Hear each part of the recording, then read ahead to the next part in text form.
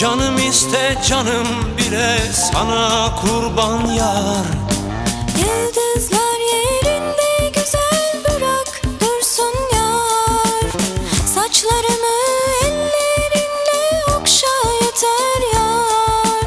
Gönlüm senden bir şey ister, nasıl desem yar.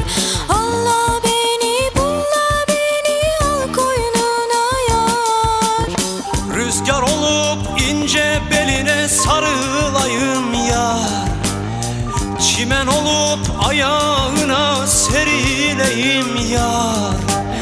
Sürme olup gözlerine sürüleyim yar.